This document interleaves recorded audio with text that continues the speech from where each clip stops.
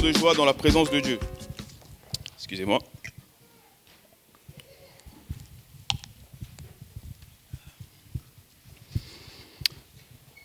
Alors, je vais attaquer tout de suite dans le vif du sujet. Et j'aimerais lire avec vous Genèse chapitre 11, versets 1 à 9. Genèse 11, versets 1 à 9. La Bible dit que toute la terre avait une seule langue et les mêmes mots. Comme ils étaient partis de l'Orient, ils trouvèrent une plaine au pays de Shinéar et ils y habitèrent. Ils se dirent l'un à l'autre, « Allons, faisons des briques et cuisons-les au feu. » Et la brique leur servit de pierre et le bitume leur servit de ciment. Ils dirent encore, « Allons, bâtissons-nous une ville et une tour dont le sommet touche le ciel. Et faisons-nous un nom, afin que nous ne soyons pas dispersés sur la face de toute la terre. » L'Éternel descendit pour voir la ville et la tour que bâtissaient les fils des hommes. Et l'Éternel dit, « Voici, ils forment un seul peuple, ayant tous une même langue, et c'est là ce qu'ils ont entrepris. Maintenant, rien ne les empêcherait de faire tout ce qu'ils auraient projeté. Allons, descendons, et là, confondons leur langage, afin qu'ils n'entendent plus la langue les uns des autres.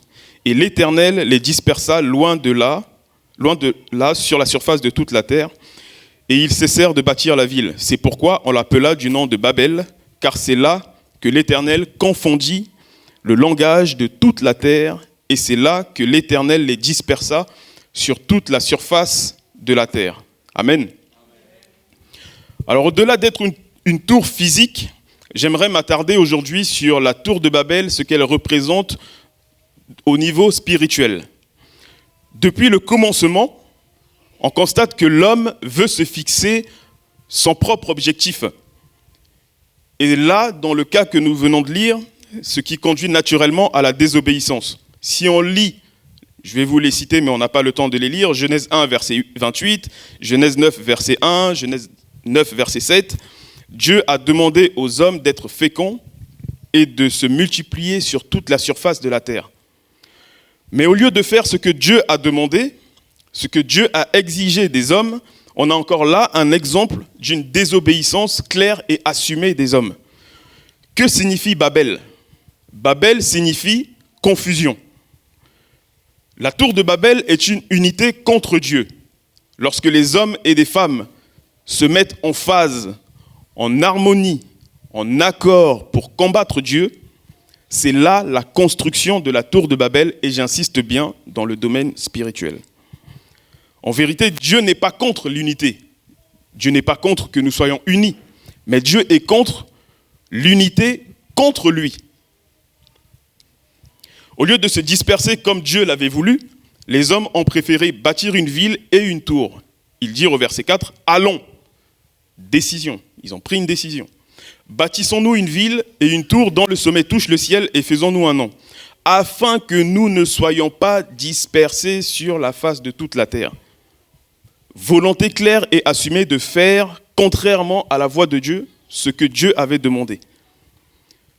Le partage d'aujourd'hui va être rapide, le temps est court. Il s'intitule tout simplement « Le lieu de la confusion ».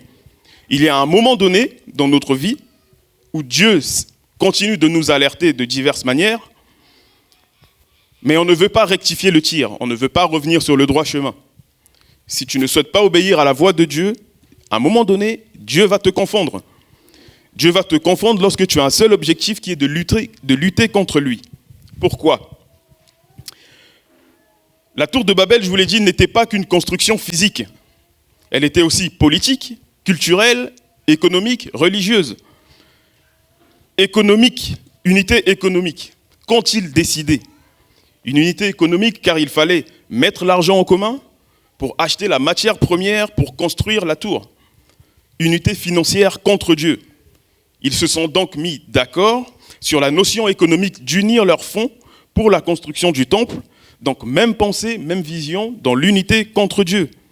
Unité religieuse, qu'ont-ils décidé ? Unité religieuse car ces gens étaient motivés par l'orgueil. Ils voulaient se faire un nom. Ils voulaient éviter d'être dispersés. La tour illustre aussi les efforts incessants des hommes, des femmes, de vouloir gagner le ciel par ses propres efforts, au lieu de recevoir le salut comme un don gratuit de la grâce de Dieu. Qu'ont-ils décidé ? Ils ont décidé de se faire une ville et une tour dont le sommet touche le ciel, c'est-à-dire construire quelque chose qui se rapproche de Dieu, symbolique d'une idéologie religieuse. Unité politique, qu'ont-ils décidé ? Nous faisons souvent des choses dans notre vie et nous ignorons en fait d'où viennent l'origine de ces choses. Pour démarrer la construction de la tour de Babel, il y a bien à un moment donné quelqu'un qui a dit « on va se construire la tour, on va construire cette tour ». La construction de la tour de Babel, la ville n'est pas arrivée comme ça. Il y a bien quelqu'un à un moment donné qui a décidé de dire « construisons-nous une ville et une tour qui touche le sommet » et qui a engrainé un maximum de personnes avec lui. Et on voit là que certains de ceux qui construisaient la tour, puisqu'on parle de construire une ville, ça ne se fait pas en 15 jours, ceux qui étaient là dès la jeunesse du projet connaissaient la personne qui a instigé, qui a initié le projet. Ceux qui ont construit la tour qui ne se construit pas en 15 jours, ceux qui étaient là dès la genèse du projet savaient qui a demandé la construction, mais tout au long de la construction, il y a peut-être, aujourd'hui on parle des gens qui prennent la retraite, donc il y a des nouvelles personnes qui arrivent, donc d'autres nouvelles personnes qui étaient embauchées pour construire la tour. Mais ces gens-là, quand ils arrivaient, savaient-ils réellement l'origine de la construction de cette ville et de cette tour ? Ils sont entrés dans cette mission qui était de construire la tour et de construire la ville. Et vu le projet qu'ils avaient, qui a suscité la réaction de l'Éternel, on peut dire que quand même ce projet était assez costaud quand même. La Bible dit que l'Éternel est descendu.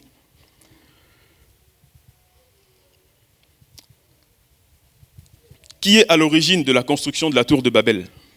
Qui a décidé d'unir les hommes dans ce projet que personnellement je caractérise de folie ? Qui a décidé d'unir ces hommes contre Dieu ? On a la réponse dans Genèse chapitre 10, versets 8 et 9. La Bible nous dit « Cush engendra aussi Nimrod, celui qui commença à être puissant sur la terre. Il fut un vaillant chasseur devant l'Éternel, c'est pourquoi l'on dit, comme Nimrod, vaillant chasseur devant l'Éternel, régna d'abord sur Babel, Érec, Akkad et Calné au pays de Shinéar. » Nimrod, dans la Bible, présente comme un vaillant chasseur devant l'Éternel, est un descendant de Noé. Nimrod a encouragé et initié la construction de cette ville et de la tour de Babel. En initiant la construction du temple, le peuple avait donc un chef, quand je vous parlais de unité politique, parce que cet homme, Nimrod, était puissant. Nimrod a influencé les autres à construire une tour contre Dieu. Nimrod signifie tout simplement rebelle. Il apparaît comme le premier à être puissant après le déluge et le premier à établir un royaume. Oui, unité politique contre Dieu. Alors bien aimé, la construction de la tour de Babel est une succession de décisions, de choix dans le but de lutter contre Dieu. Alors je vais juste te poser une question ce matin, mais toi, qu'as-tu décidé ? Qu'avez-vous décidé ? Qu'avez-vous décidé dans votre vie quotidienne ?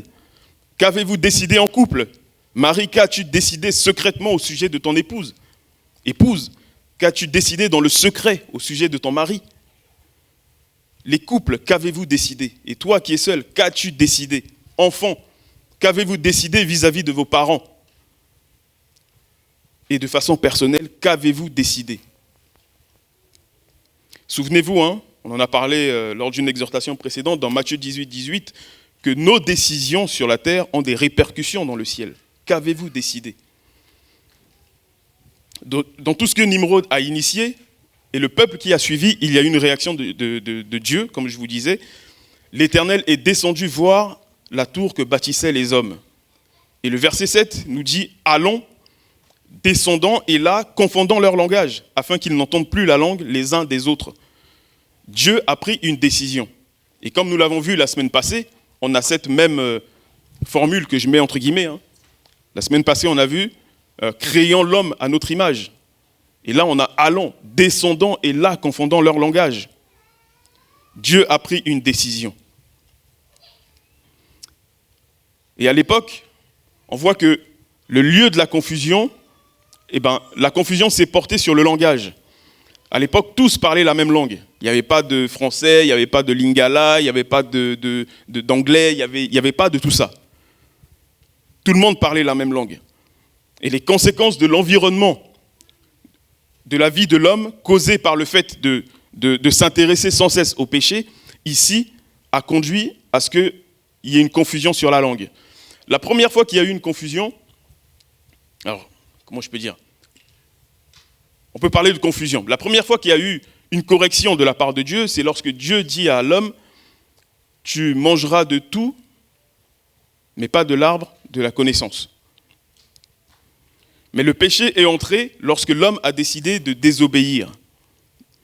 Mais à l'époque, souvenez-vous, Adam a appelé tous les animaux et les a nommés les uns après les autres.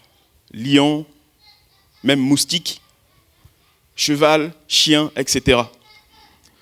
Lorsque la désobéissance est entrée, il y a eu cette confusion, en ce sens que, aujourd'hui, vous partez en vacances, vous êtes allongé sur une plage, vous êtes bien, et vous entendez un bruit, pac, un moustique qui vient te piquer, et comment tu réagis ?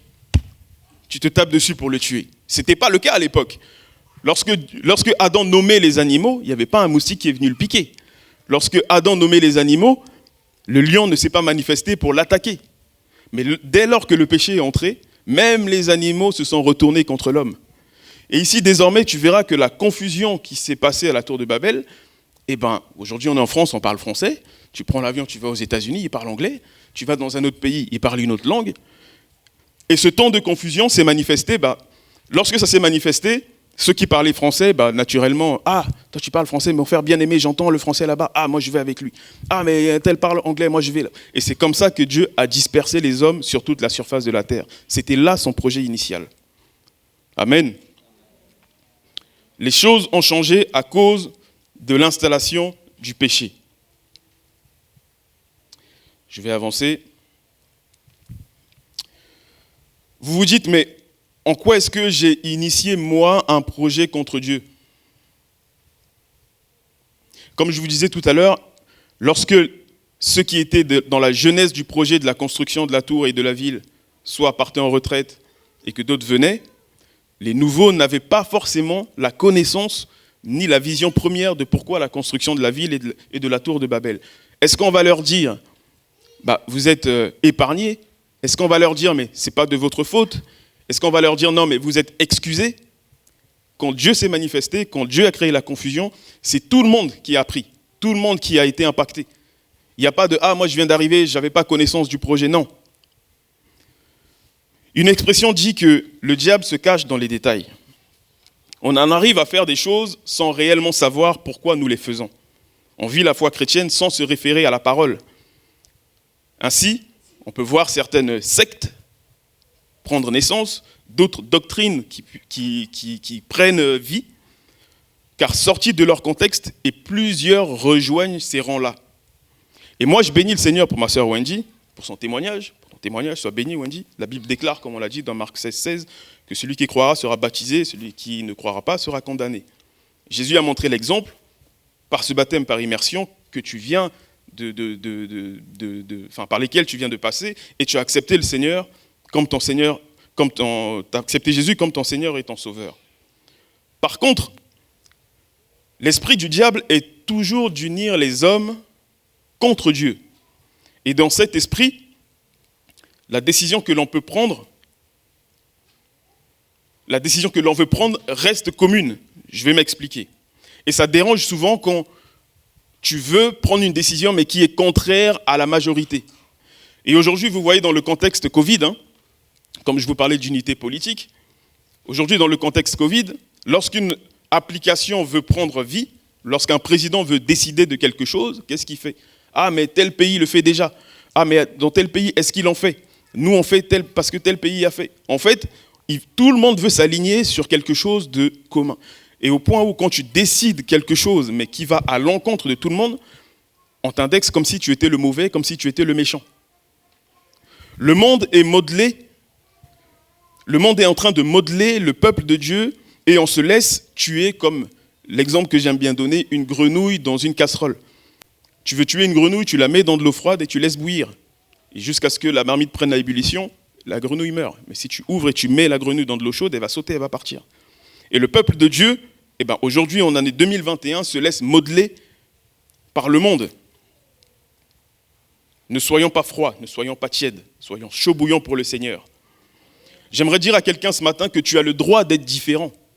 Tu as le droit d'être unique. Lorsque Dieu t'appelle, tu as le droit de nager à contre-courant. Je répète, lorsque Dieu t'appelle, tu as le droit de nager à contre-courant. Les réseaux sociaux modèlent aujourd'hui notre jeunesse. Et le pasteur l'a rappelé tout à l'heure, on voit ce qui s'est passé à Argenteuil. Enfin, c'est dramatique pour les familles. Internet est en train d'envahir la jeunesse. Un moment viendra où je rentrerai vraiment un peu plus en profondeur de ça. Je suis informaticien et je connais un peu l'arrière-plan de ces choses-là. Et je ferai un parallèle par rapport à la Bible, autant convenable. Internet envahit les enfants de Dieu aujourd'hui et on se laisse acclimater dans cette marmite. Toutes les fonctionnalités des réseaux sociaux tendent à conduire vers la pensée unique, vers une pensée identique, vers une direction identique, c'est-à-dire divertir les enfants de Dieu. Vous allez sur Instagram, que du divertissement. Vous allez sur TikTok, que des divertissements. Vous allez sur Facebook, que des divertissements. Que des qui. Les gens qui aiment que ça, que des divertissements. Pendant ce temps, la lecture de la parole de Dieu s'éloigne et on s'acclimate sur toutes ces plateformes de divertissement. Et on voit que dans ces diverses plateformes, l'ennemi s'installe tout doucement, tranquillement, et met en avant, en fait, des personnes qu'on va considérer comme des modèles, des personnes que l'on va considérer comme des idoles, des personnes que l'on va considérer comme ayant de l'influence sur nous. Et lorsque ces personnes vont décider de promouvoir une direction, de donner une vision, on va plus l'accepter, parfois même mieux que nos parents. Il y a des hommes et des femmes aujourd'hui qui peuvent, sur les réseaux sociaux, se filmer et dire « Ah moi aujourd'hui, j'ai décidé d'être homosexuel. » Et toi qui aimes ces personnes parce que tu considères que ce sont des modèles, tu vas te dire « Ah tout compte fait, c'est pas grave. Puisque lui, il a dit qu'il est comme ça, moi aussi, je peux le devenir. » Quelqu'un d'autre qui va dire « Je vais vers plusieurs hommes ou plusieurs femmes, et parfois même tous en même temps. » Oui, on est dans l'église, on se dit les choses. Tu vas regarder ça, tu vas dire « Ah, c'est bien, tout compte fait, moi aussi, je vais faire ça. » On est en France, ce pays qui soutient le chômage, qui soutient les personnes qui recherchent de l'emploi. Et toi, tu découvres que de par ce soutien des personnes qui recherchent l'emploi, tu vas t'acclimater en te disant « puisque je vis bien avec toutes les allocations que j'ai, ça ne sert à rien en fait que j'aille chercher du travail. Si je vais trouver un travail, je vais gagner moins que ce que je touche avec les allocations. » Conclusion, non, moi j'ai écouté un influenceur, j'ai écouté quelqu'un sur les réseaux qui m'a dit tout compte fait, je peux rester à la maison, je ne fais rien. Et on se laisse modeler dans cela. Voilà comment le chrétien est modelé en 2021. Modelé par la télévision, modelé par les stars, façonné par les stars et les influenceurs, façonné par les réseaux sociaux, par l'argent, et j'en passe. Bien-aimé, sois différent. Agis différemment. Moi, je bénis Dieu des personnes qui me boostent dans la foi. Et j'aime bien aussi m'appuyer sur l'exemple de Daniel et ses amis dans la Bible, qui sont restés debout alors qu'on leur a dit qu'il fallait adorer, fallait se prosterner devant une idole. Ils sont allés dans la fournaise du feu, bien-aimés.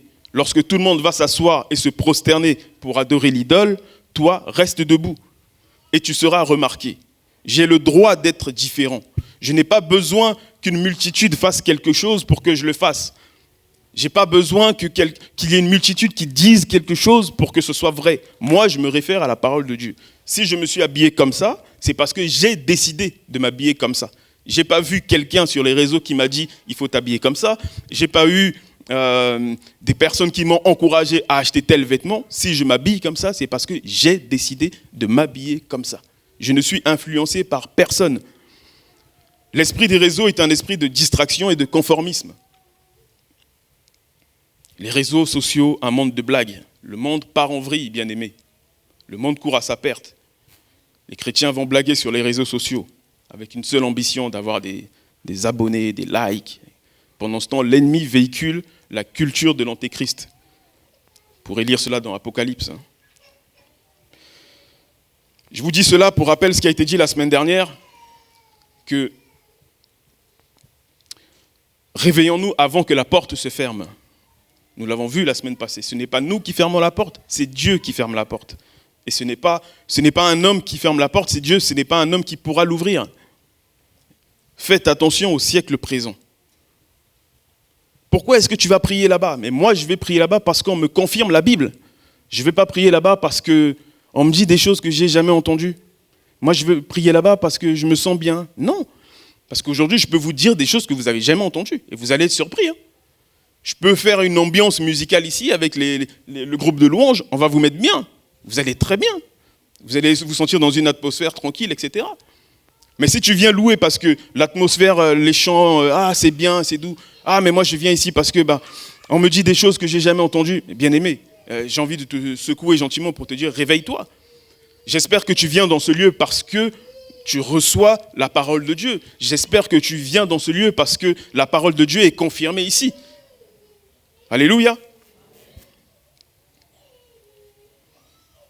On va me dire, pasteur Daniel, tu vas avoir des problèmes. Ils ne sont pas des problèmes. Comment voulez-vous réveiller des gens si on ne leur dit pas la vérité? Je veux rapidement, quand je vais au pays, ma mère, elle est un peu, elle est un peu sur ses gardes, parce qu'elle sait que ses enfants fervents dans la prière, quand on arrive, maman est très catholique, ma mère, donc des fois ça entraîne des échanges un peu... c'est gentil, voilà. Mais on sent qu'il y a une atmosphère un peu tendue. Alors quand j'arrive chez ma mère, au pays, chez mes parents, maman sait qu'elle doit orner proprement la maison. Parce que moi, je ne peux pas concevoir, je suis dans une maison, et que je vois quelqu'un se prosterner devant une idole, et moi, je vais rester là, je vais dire, mais j'attends qu'elle finisse, et puis je vais prier. Non. Moi, je suis là, je dis, maman, tu te prosternes devant quelque chose qui ne va pas te répondre. Et un jour, la statuette va tomber et tu vas venir, tu vas vouloir soulever ta statuette. Maman, si ta statuette là, c'est un Dieu, laisse ta statuette par terre qu'elle se relève elle-même. Ta statuette là qui a pris la poussière, si ta statuette est un Dieu, laisse-la prendre un chiffon, se nettoyer elle-même. Si ta statuette là a des mains, des pieds, qu'elle se déplace, qu'elle aille dans un autre lieu où elle sera en sécurité. Parce que là, si elle tombe de ce meuble-là, elle va se casser. Maman, ta statuette ne va rien faire. Je vous dis ça, je lui dis, j'échange avec ma mère très gentiment, il n'y a pas de tension. Mais ce que je veux dire, c'est que dans un lieu où je suis et que je vois quelqu'un se prosterner devant un Dieu étranger, je vais lui dire. Je ne vais pas dire dans ma maison, je prends un exemple, si mon épouse priait un autre Dieu, je lui aurais dit, chérie, il y a un problème. Tu ne te prosternes pas devant ça. À la limite, j'allais faire un geste, mais je ne vais pas le faire, mais à la limite, je lui aurais gentiment pris la statuette mise dehors. Les chrétiens ne dérangent plus aujourd'hui. On vit au quotidien avec la famille, on rencontre les amis et on se conforme même avec leurs péchés. On rencontre les amis et on sait qu'ils sont vraiment dans un péché grave au point où ils ne veulent pas en sortir. On les appelle frères. Mon frangin, mon bro. C'est comme ça qu'on parle. Mais alors que tu sais que le frère assume un péché que tu peux lui dire les yeux dans les yeux. Zier dans zier, pasteur Josué. Tu peux lui dire les yeux dans les yeux. Ça, c'est le péché que tu fais là, c'est pas bon. Dis-lui. Si tu l'aimes, dis-lui. Si tu l'aimes, dis-lui, ce péché-là que tu fais, c'est pas bon. Et pour conclure, je vais juste vous laisser avec ça. C'est que on peut être dans la vérité, c'est-à-dire je connais la parole de Dieu, je la médite jour et nuit, j'ai pas de problème. On peut être dans la vérité.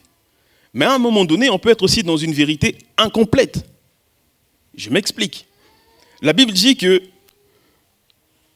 Priscille et Aquilas ont trouvé un apôtre en train de mal servir Dieu. Cet apôtre, c'est Apollos. C'est-à-dire qu'il disait des vérités, mais ce n'était pas complet. Il manquait quelque chose. Et la Bible dit, vous lirez ça dans Actes des Apôtres, Priscille et Aquilas ont trouvé donc Apollos, il enseignait la parole de Dieu, mais il n'en avait pas toute l'exactitude. Priscille et Aquilas l'ont pris, lui ont montré l'exactitude de la parole de Dieu. Et on voit qu'Apollos a grandi et a continué son ministère. Mais aujourd'hui, nous connaissons des gens qui ne sont même pas dans l'exactitude. Et on les laisse comme ça. Non, bien-aimés. Il faut qu'on se dise les choses.